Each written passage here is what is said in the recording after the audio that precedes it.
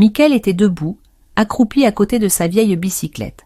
L'ampoule suspendue au plafond de la remise jetait une lumière vacillante, projetant des ombres dansantes sur les murs encombrés d'outils. Il avait perdu la notion du temps, absorbé dans le nettoyage minutieux des engrenages. Le cliquetis régulier du chiffon contre le métal était le seul bruit, si ce n'était le froissement occasionnel des feuilles à l'extérieur. Léna descendit l'escalier en chaussettes, ses pieds effleurant à peine les marches en bois qui craquaient sous le poids de la nuit. Elle avait remarqué la lumière depuis sa fenêtre et s'était demandé pourquoi son frère restait si tard dans la remise. « Tu ne dors jamais ?» demanda-t-elle en s'arrêtant dans l'embrasure de la porte. Michael ne leva même pas les yeux. Il continua de frotter le pédalier, concentré, mais Léna remarqua le léger frisson dans ses épaules, un signe qu'il avait bien entendu. « Il est tard », ajouta-t-elle en entrant sans attendre de réponse. « Qu'est-ce qui te pousse à rester ici à cette heure ?» Michael se redressa lentement, posant ses outils avec précision. Son regard croisa le sien un instant, puis il détourna les yeux. « J'ai besoin de finir ça avant demain, » murmura-t-il. Léna hocha la tête, avançant dans la pièce pour observer. Elle s'accroupit à côté de lui, se penchant pour regarder de plus près. « Tu prends toujours tout tellement au sérieux, » dit-elle avec un sourire moqueur. « Ce vélo a plus d'attention que la plupart des gens, non ?» Michael lui jeta un regard rapide, un sourire fugace éclairant brièvement son visage. « Tu dis ça comme si tu savais ce que c'était de prendre quelque chose au sérieux, » répondit-il doucement. Léna sentit son cœur se serrer légèrement. Il n'y avait aucune chaleur dans sa réponse. Mais ce n'était pas inhabituel pour lui. Elle tendit la main pour attraper un chiffon posé à côté de lui. Leurs doigts se frôlèrent. Ils s'arrêtèrent tous les deux. « Désolée, » murmura-t-elle, troublée sans savoir pourquoi. Michael ne répondit pas, mais il ne retira pas sa main tout de suite. Léna observa Michael alors qu'il reprenait son travail, mais elle remarqua qu'il frottait le cadre de la bicyclette avec une insistance inhabituelle, comme si le mouvement répétitif servait à évacuer quelque chose de plus profond que la simple saleté. Elle s'assit sur un tabouret près de l'établi, croisant les bras et le regardant dans un silence chargé de sous-entendus. Michael, lui, gardait les yeux rivés sur son vélo, mais ses gestes étaient mécaniques. « Tu te souviens de cet été où on allait toujours au lac après l'école ?» lança Léna, brisant enfin le silence. Michael hésita, ses mains s'arrêtant un instant sur le cadre. « Bien sûr, » répondit-il sans se retourner. « Ça ne sonnait pas très convaincant, » murmura-t-elle. Elle vit sa mâchoire se serrer légèrement avant qu'il ne pose enfin son chiffon sur le côté. « Je m'en souviens, » répéta-t-il plus fermement, « mais ça fait longtemps. » Léna sentit une vague de frustration monter en elle.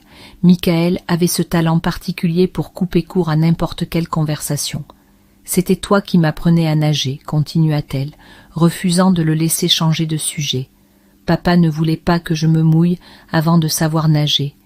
Tu te souviens de ça aussi ?» Michael la regarda cette fois, et ses yeux étaient plus doux, empreints d'un soupçon de nostalgie. « Tu avais tellement peur de l'eau, dit-il. Et toi, tu avais tellement peur de papa, répliqua-t-elle avec un sourire en coin.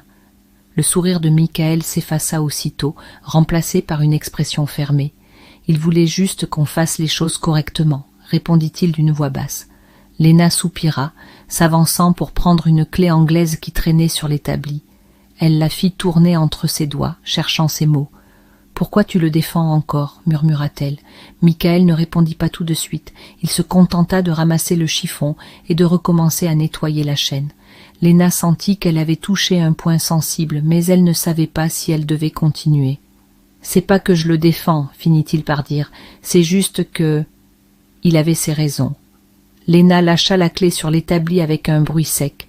« Tu dis ça comme si ça excusait tout, » dit-elle. Comme si ça excusait la façon dont il te regardait, comme si tu étais un échec à ses yeux. Michael releva enfin les yeux, et cette fois, il y avait une étincelle de colère dans son regard. « Qu'est-ce que tu veux que je dise, Léna ? Que j'aurais dû me rebeller, que j'aurais dû partir comme toi. » La question la prit de court, et elle resta sans voix un moment.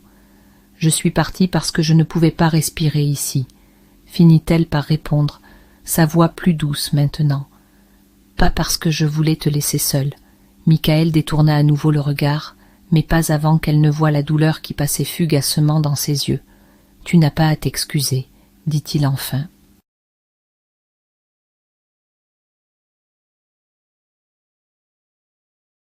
« Je comprends pourquoi tu es partie. » Léna sentit ses épaules se détendre légèrement.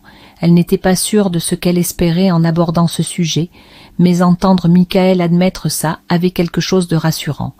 Elle se leva et s'approcha de lui, posant une main sur son épaule. « Tu sais, dit-elle doucement, je t'ai toujours admiré pour la façon dont tu gérais tout ça. » Michael se figea sous son toucher, et elle sentit la tension dans ses muscles. « Je ne gérais rien, murmura-t-il. Je faisais juste ce que je pouvais. » Le silence qui suivit était lourd, mais cette fois ce n'était pas un silence gênant.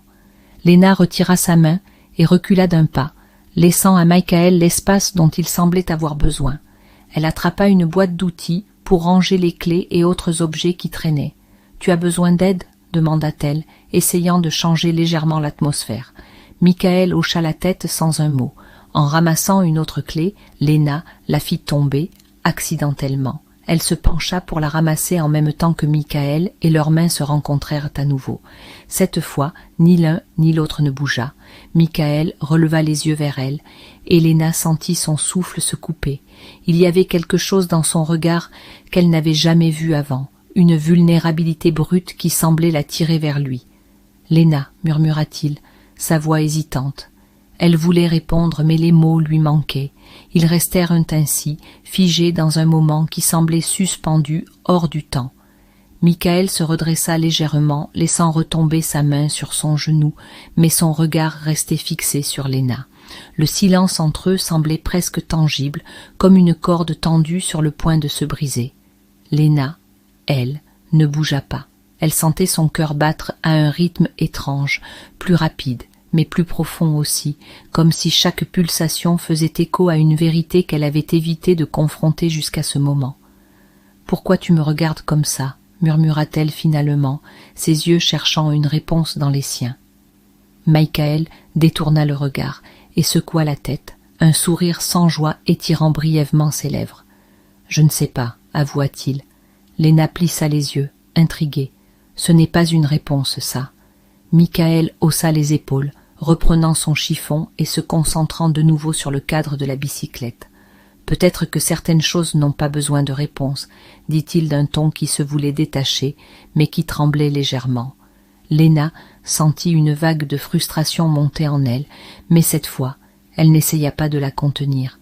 « Tu sais ce que je pense ?» dit-elle en croisant les bras, son ton devenant plus direct. « Je pense que tu passes tellement de temps à éviter les choses que tu as oublié comment les affronter. » Michael s'arrêta de nouveau, mais cette fois, il posa lentement le chiffon et releva la tête pour la regarder. « Et qu'est-ce que je devrais affronter selon toi ?»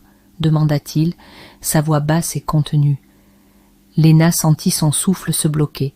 C'était une question qu'elle n'attendait pas, et elle n'était pas sûre d'avoir la réponse. « Peut-être nous, » répondit-elle finalement, presque à contre-cœur. Michael resta immobile, comme si le poids de ses mots l'avait figé sur place. « Nous » répéta-t-il, son ton oscillant entre incrédulité et confusion. Léna baissa les yeux, se sentant soudainement exposée. « Je ne sais pas, » murmura-t-elle. « C'est juste quelque chose que je ressens parfois. » Michael passa une main sur son visage, visiblement déconcerté.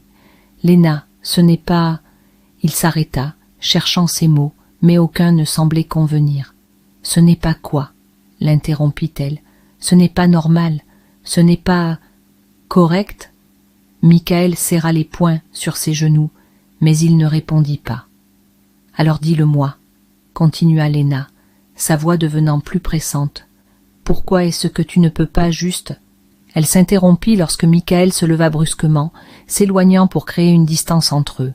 « Parce que c'est compliqué, » dit-il finalement, sa voix plus forte qu'il ne l'aurait voulu. Léna resta immobile, ses yeux fixés sur son dos. « Rien n'est compliqué, » répliqua-t-elle d'un ton presque défiant, « pas si on décide que ça ne l'est pas. » Michael secoua la tête, son rire amer résonnant doucement dans la petite remise. « Tu dis ça parce que tu ne réfléchis jamais aux conséquences, » murmura-t-il, son ton chargé de reproches. Léna se leva à son tour, s'approchant lentement de lui. « Peut-être que toi, tu réfléchis trop, » dit-elle doucement. « Peut-être que si tu laissais les choses se faire… » Elle posa une main légère sur son bras, et Michael se raidit instantanément. « Léna, arrête, dit-il, sa voix tremblant légèrement, mais elle ne bougea pas. « Pourquoi ?»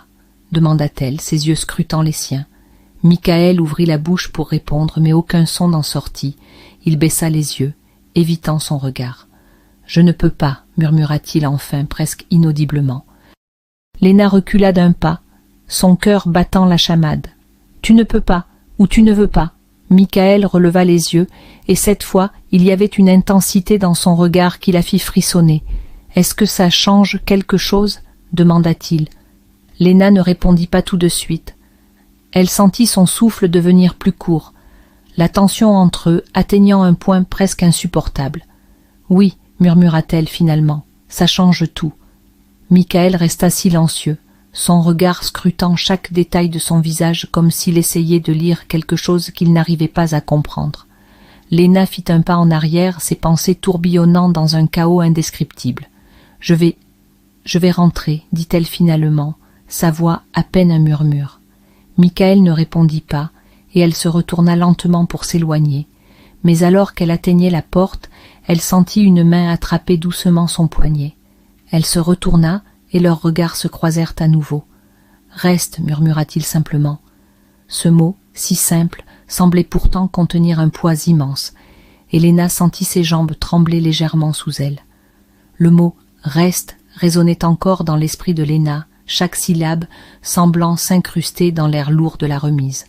Elle s'arrêta, figée, incapable de se retourner complètement pour faire face à Michael.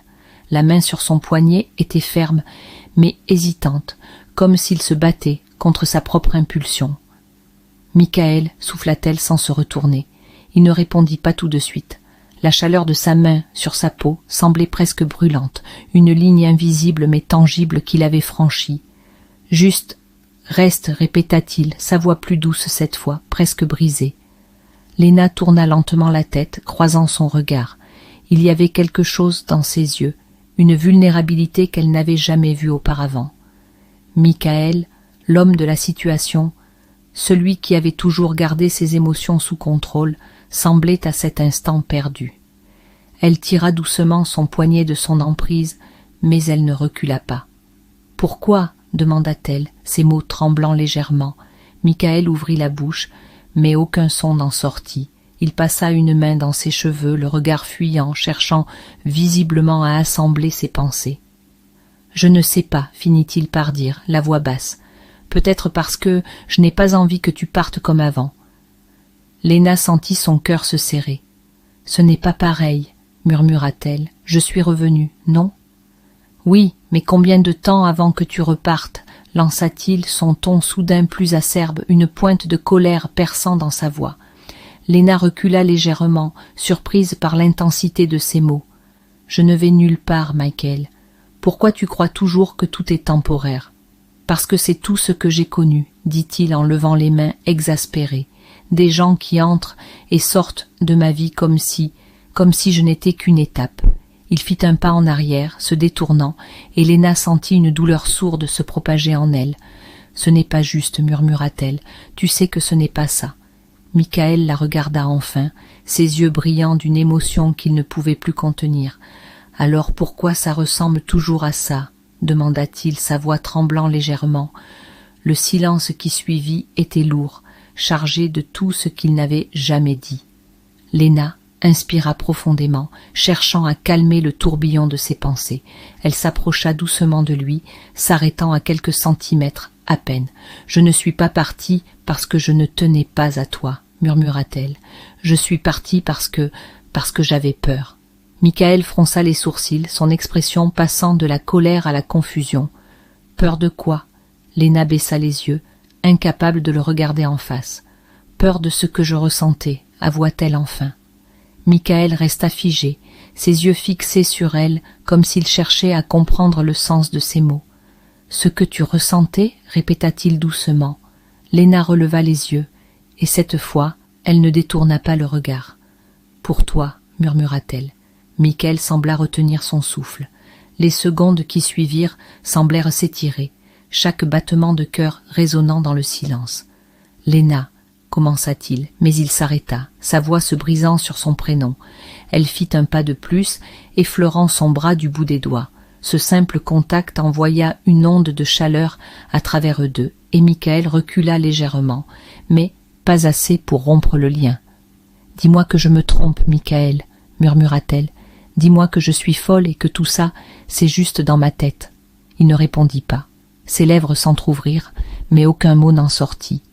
Léna sentit ses propres yeux s'embuer. « Parce que si c'est le cas, je partirai maintenant, dit-elle d'une voix tremblante, et je te promets que tu n'auras plus jamais à t'inquiéter de ça. » Michael serra les poings, les muscles de sa mâchoire se contractant. « Oh, arrête, dit-il enfin, sa voix presque implorante. « Arrête quoi ?» demanda-t-elle, la colère montant en elle. « Arrête d'essayer d'avoir une conversation honnête avec toi ? Arrête de me faire sentir comme ça !» explosa-t-il soudainement, sa voix résonnant dans la petite remise. Léna resta immobile, ses yeux écarquillés. Michael passa une main tremblante sur son visage, visiblement agité. « Je ne peux pas, murmura-t-il, je ne peux pas penser à toi comme ça, Léna. »« Mais tu le fais, répliqua-t-elle doucement. »« Pas vrai ?» Il ne répondit pas. « Regarde-moi, Michael, demanda-t-elle, sa voix ferme mais douce. Lentement, il leva les yeux, et ce qu'elle vit dans son regard la fit vaciller. Il n'y avait plus aucune barrière, plus aucun mur. Léna inspira profondément et s'approcha de lui, franchissant les derniers centimètres qui les séparaient. Elle posa une main sur sa joue, ses doigts effleurant doucement sa peau. Michael ferma les yeux, et pour un instant, il sembla se détendre sous son toucher.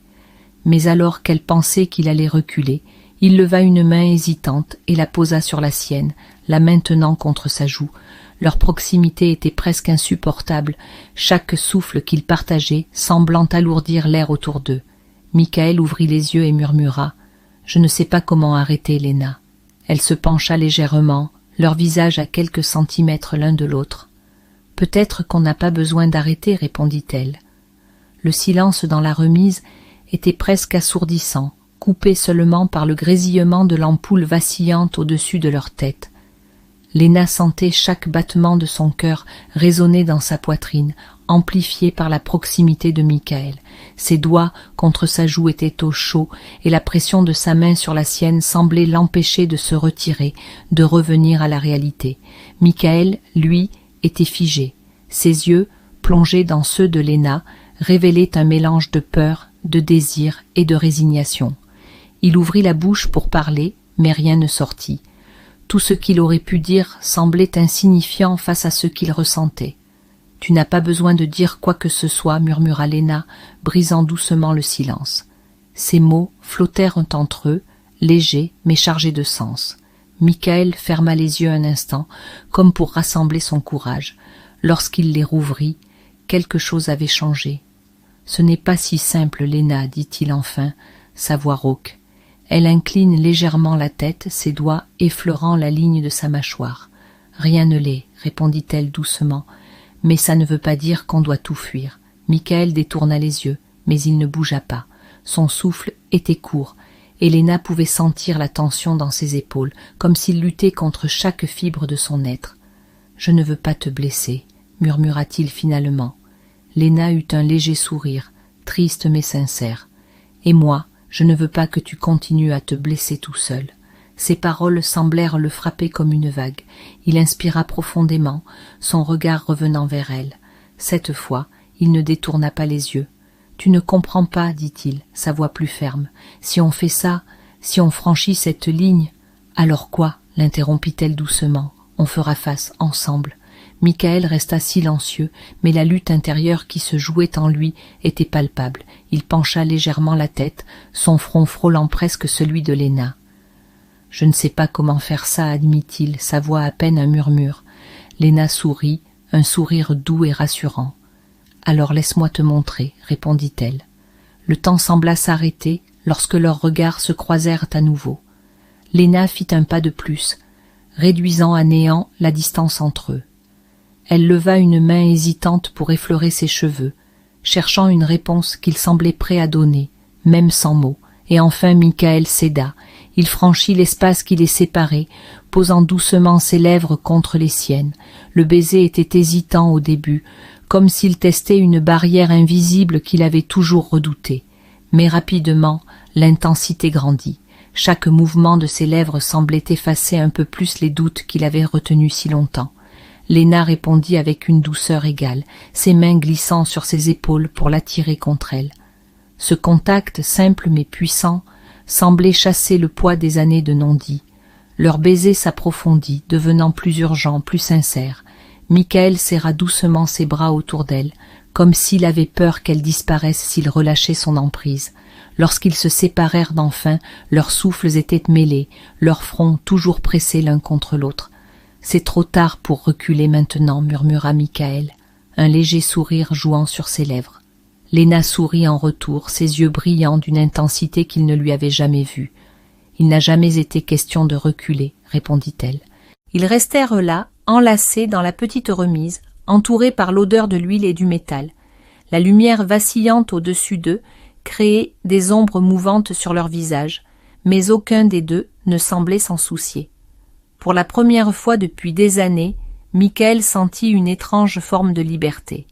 Une liberté de ressentir, de se laisser aller, de ne plus porter le fardeau de ses propres peurs. Léna, elle, se sentit complète, comme si le vide qu'elle avait toujours ressenti s'était enfin comblé. Ils savaient tous les deux que rien ne serait simple à partir de ce moment. Les choix qu'ils avaient faits dans cette remise auraient des conséquences, des répercussions qu'ils ne pouvaient pas encore prévoir. Mais pour l'instant, ils choisirent de ne pas y penser. Pour l'instant, il n'y avait qu'eux, ensemble, dans l'obscurité réconfortante de cette nuit qui les avait changés à jamais,